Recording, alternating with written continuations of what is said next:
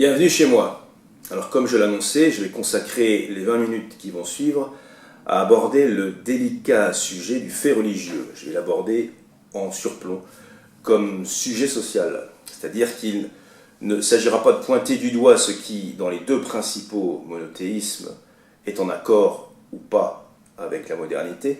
En seulement 20 minutes, ce que je peux faire uniquement, et ce que je veux faire, c'est amener à comprendre la logique et la permanence du fait religieux. Mon intervention se fera en deux temps. Dans un premier temps, des éléments de langage et des outils conceptuels, et dans un deuxième temps, les réflexions que cela peut induire relativement à la situation actuelle de la France.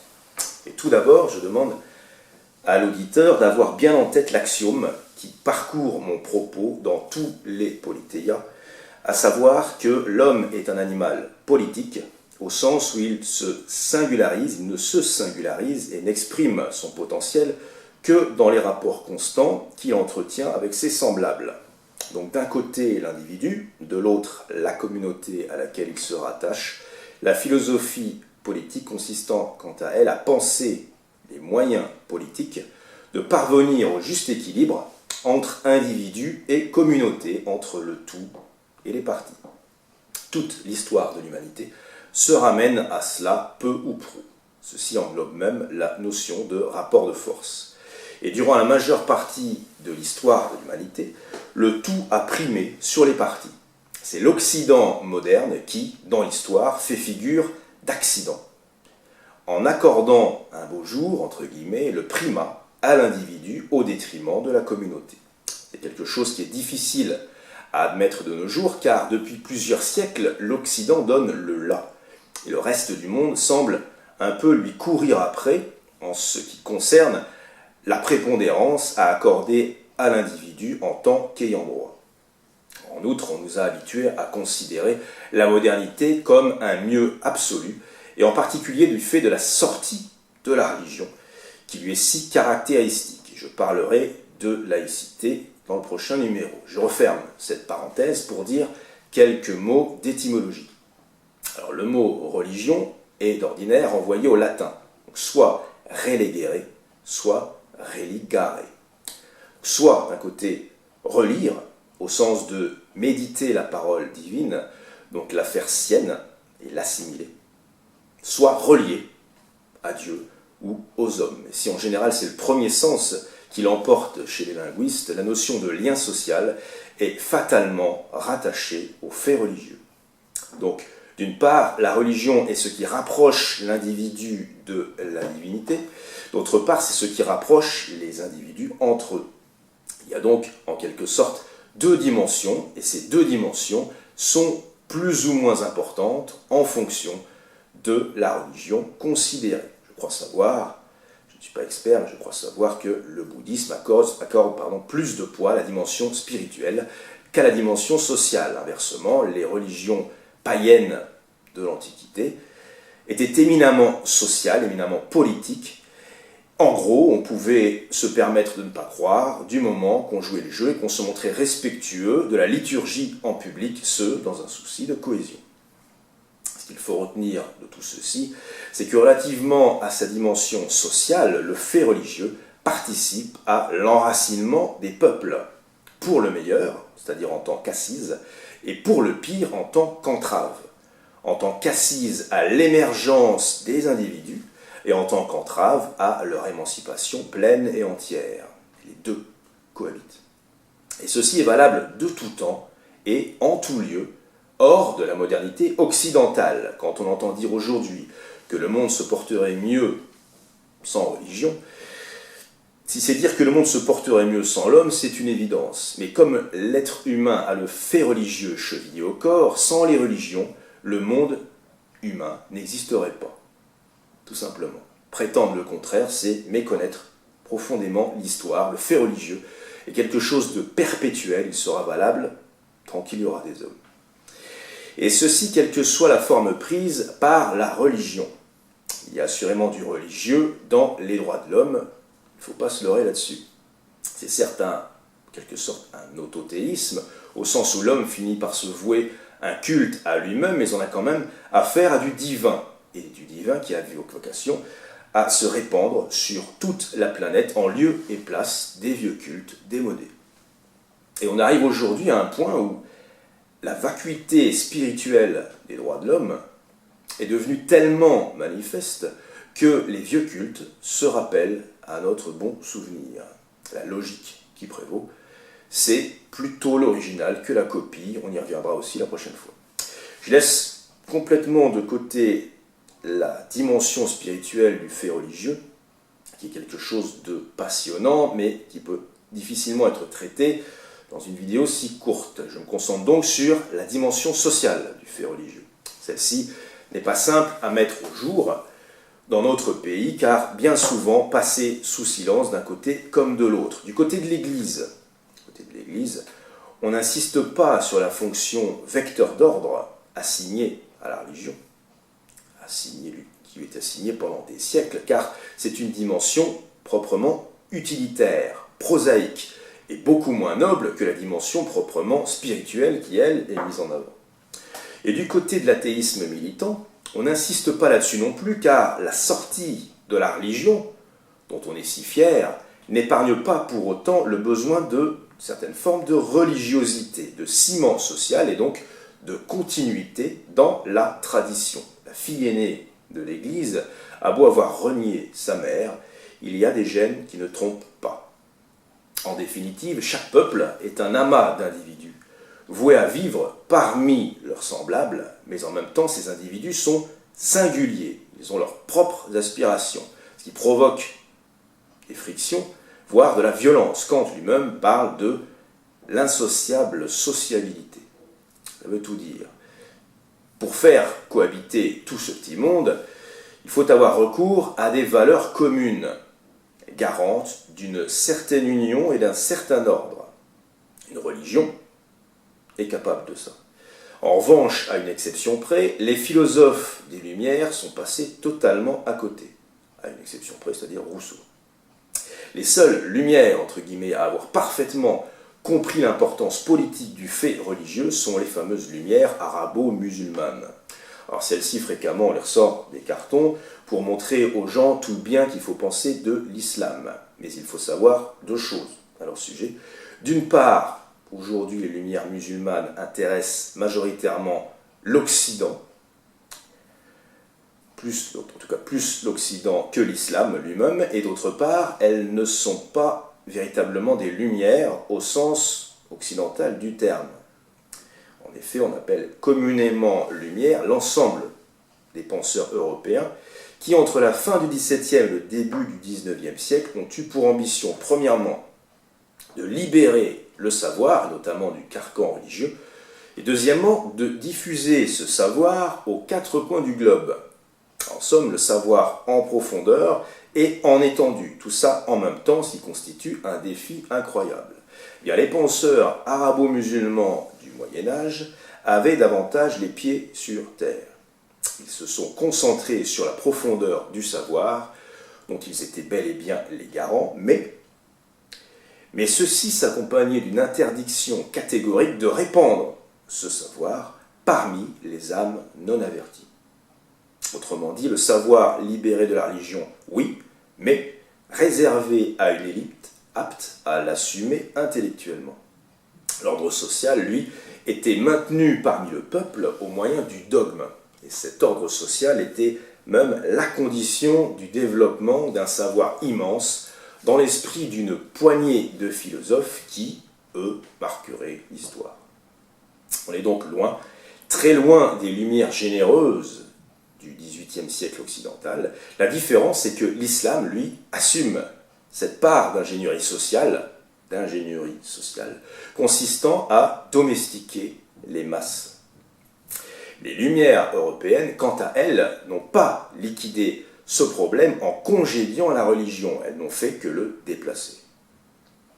L'ingénierie sociale a toujours cours sous nos latitudes, à notre époque, ce malgré les emplois, le baratin qu'on nous fait habituellement autour de la démocratie ou de la liberté d'expression. L'ingénierie sociale a toujours cours sous nos latitudes. Notez sur vos tablettes qu'on se retrouvera un jour prochain pour parler enfin de ce qu'est l'ingénierie sociale. Alors je voudrais maintenant utiliser les éléments que je viens de vous donner pour évaluer la place de l'islam aujourd'hui en France. Alors, nous avons vu que la religion agissait entre autres comme ciment national, comme ciment social. Nous avons dit aussi que ce ciment était quelque chose de nécessaire pour répondre au paradoxe de l'humanité. Ce paradoxe, quel est-il? Le fait que l'homme soit condamné à vivre parmi ses semblables et qu'en même temps les frictions soient inévitables entre individus.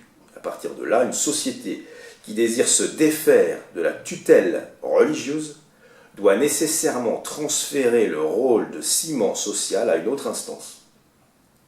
Il faut savoir qu'en France, l'idée de laïcité n'est pas née en 1789.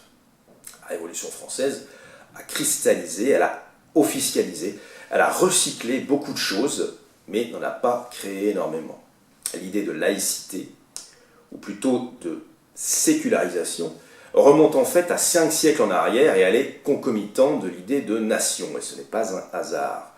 C'est une réflexion sur la souveraineté nationale qui a permis de rompre, pour le meilleur et peut-être aussi pour le pire, le lien pluriséculaire avec le Vatican. Ce qui est alors en germe, et qui mettra des siècles à se produire lentement, et la Révolution y jouera un rôle cette fois-ci, c'est une communauté sous une nouvelle forme, plus hétérogène du point de vue religieux, mais assise sur un nouveau socle de valeurs et de valeurs solides. En gros, avec l'idée de nation post-89, la France rebat les cartes, en quelque sorte. Elle dit, dorénavant, il y aura des Français de toute confession, mais pour ce faire, tous devront à un moment donné, regarder dans la même direction et ce sera non négociable. Il y aura alors une redéfinition du commun, dont je parlais dans une précédente vidéo. Il y aura en quelque sorte un héritage de valeurs, puis un transfert de symboles. Pour dire les choses simplement, on passera lentement de la croix et du Notre Père, comme référence commune, au drapeau français et à la Marseillaise. Il faut savoir que la religion avait déjà elle-même rebattu les cartes. Le christianisme, comme l'islam, ont eu pour ambition de bousculer les vieilles frontières raciales en redécoupant la carte communautaire mondiale et en agglomérant, en fédérant, des populations d'origine différentes autour de nouvelles valeurs édifiantes. Le passage au découpage national et donc la tentative de dépasser à la fois le découpage racial ou ethnique des premiers temps et le découpage religieux. Et depuis des décennies, laisser entendre qu'il n'y a finalement plus besoin d'aucun découpage est notre grande erreur. La nation est un cadre, et on ne quitte un cadre que pour en retrouver un autre. C'est ce qui a été totalement négligé en France ces 40 dernières années. C'est ce qui amène à corréler le problème de la religion avec celui de la nation. Alors, concrètement, vis-à-vis de l'islam, où en est-on? Un certain nombre de compatriotes sont musulmans. Les musulmans sont arrivés massivement en France à partir des années 70, c'est donc un phénomène récent, du point de vue de notre histoire. Et à cette époque, déjà, une certaine idéologie s'était installée, une idéologie adoptant une vision très marxienne de la société, et qui faisait primer les considérations socio-économiques sur les questions d'identité culturelle. En gros, on a dit aux gens, venez comme vous êtes, comme dans la pub McDo. Venez comme vous êtes du moment que vous participez au PIB, nous nous accommoderons de vos mœurs. Du point de vue de cette idéologie, l'être n'est jamais un problème en soi, c'est l'avoir qui en est un. Donc à partir du moment où des frictions culturelles ont commencé à se manifester, les tenants de cette idéologie en vigueur, présents encore aujourd'hui dans nos médias, il faut le signaler, ont rétorqué, le problème c'est le chômage. C'est-à-dire que l'intégration arrivera fatalement par le biais du pouvoir d'achat. Autrement dit, donner du travail aux nouveaux venus et les oripeaux religieux tomberont d'eux-mêmes. Chacun s'épanouira ainsi dans la consommation indistincte. De ce point de vue, l'islam n'a jamais posé pour eux le moindre problème et au contraire, il était gage d'exotisme. Eh bien, ce qui se passe à présent, et pour employer une métaphore, les métaphores me sont chères, pour employer une métaphore, ce qui se passe, c'est qu'on est en train de se rendre compte que le paquebot France n'est pas empêché dans sa progression par une fine banquise socio-économique. Le paquebot France a percuté un iceberg. Et en surface, il y a effectivement du socio-économique. Il ne s'agit pas de le nier. Mais ce qui a été caché aux voyageurs, c'est le volume immergé. Pourquoi ? Parce que le volume immergé, ce n'est pas du socio-économique, ce n'est pas de l'avoir, c'est de l'être, c'est du culturel, c'est de l'identitaire. Et parler de ces choses peu ragoûtantes, c'était faire le jeu. Vous connaissez le slogan. Et finalement, c'est le principal intéressé qui a fini par en bénéficier. Alors, je ne dis pas que l'iceberg en question, c'est l'islam. L'islam est un révélateur dans cette histoire. Je dis que l'iceberg en question, c'est la question de l'identité nationale refoulée durant tant d'années. Et de même, dire que la religion participe de l'identité nationale, ça n'est pas vouloir convertir tout le monde de force au catholicisme, bien évidemment. C'est dire que l'on a besoin d'un ciment social, et d'une, et de deux, que ce ciment ne peut absolument pas être d'ordre économique, surtout pas, et de deux, et de trois, qu'il est grand temps de repenser ce que signifie être français. Il se trouve que la laïcité n'est pas du tout le point d'appui le plus solide pour le faire, et j'y reviendrai dans la prochaine vidéo. Alors pour conclure, pour finir, faites ce test. Demandez à un musulman français, ce qu'il pense de la Palestine.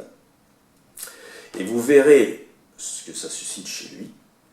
Vous aurez également une petite idée de ce qu'est réellement le sentiment d'appartenance vis-à-vis de sa réaction.